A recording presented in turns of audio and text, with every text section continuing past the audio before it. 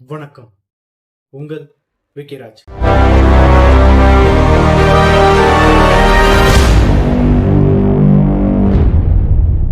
கரூர்ல நடந்த மிக துயரமான விஷயத்தை பத்தி போன வீடியோல நம்ம பார்த்திருப்போம். அந்த வீடியோல பார்த்த காட்சிகளை காட்டிலும் நம்ம பேசின வார்த்தைகள் சில பேர் மனசுல அது எப்படி சொல்றது, ரொம்ப பதியப்பட்டதானே சொல்லுவாங்க. ஏன்னா அந்த அளவு நிறைய பேர் என்கிட்ட கேட்டிருந்தாங்க, கரூர் இஷ்யூ பத்தி பயங்கரமா பேசியிருக்கீங்க அப்படின்ற மாதிரி. ஏன்னா கரூர் இஷ்யூவும் தாண்டி அங்க நடந்த கோர சம்பவத்தை பார்க்கும்போது ரொம்ப ரொம்ப மோசமா இருந்ததுங்க. அந்த காட்சியெல்லாம் பார்க்கும்போது யார் மேல தவறுன்னு சொல்ல முடியாது. மக்கள் மேல தவறுன்றாங்க, காவல்துறை மேல தவறுன்றாங்க, அங்க விஜய் மேல தவறுன்றாங்க, அங்க இருந்த இந்த அரசியல்வாதிகள் மேல தவறுன்றாங்க, அங்க இருந்த அரசாங்கத்துக்கு மேலேயும் தவறுன்றாங்க. ஏன்னா அந்த அளவுக்கு மக்கள் அலமோதி ரொம்பவே மாண்டு போயிருந்தாங்க. அந்த இடத்துல சில கோர சம்பவம் என்னன்னு பாத்தீங்கன்னா, யார் பண்ணான்னு தெரியல, அங்க இருக்கிற பொதுமக்களே கத்தி வச்சு நிறைய பேர் ட்ரெஸ் எல்லாம் கிழிச்சிருக்காங்களாம். ஆம்புலன்ஸ் பொதுமக்களே நண்பர்கள் மூலியமா ஆம்புலன்ஸ் எடுத்துன்னு பாதிக்கப்பட்டவர்களை மீட்டு மருத்துவமனை கொண்டு போகும்போதே அதை தடை பண்ணி அடிச்சிருக்காங்க அப்படின்ற நிறைய பேர் சொல்றாங்க. ரொம்ப ரொம்ப மோசமான மிருக ஜென்மமா அப்படின்ற மாதிரி மனிதர்கள் எல்லாம் மாறிட்டு இருக்காங்க. இதுல அரசியலும் நுழைக்கிறாங்க.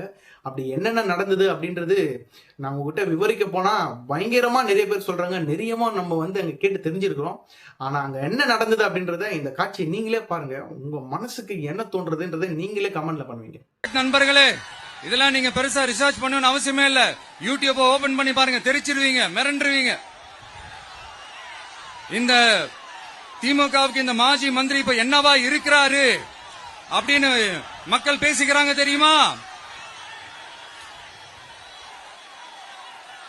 இந்த திமுக குடும்பத்துக்கு ஊழல் பண்ற பணத்தை எல்லாம் 24x7 டெலிவரி பண்ற ஒரு ஏடிஎம் மெஷினா இருக்கிறாராம்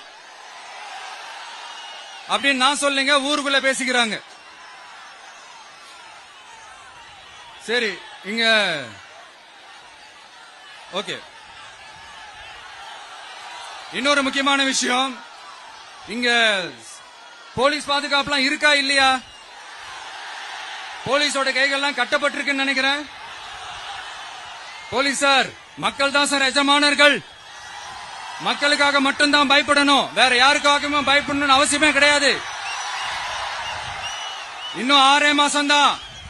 ஆட்சி மாறும், காட்சி மாறும், அதிகாரம் கை மாறும்.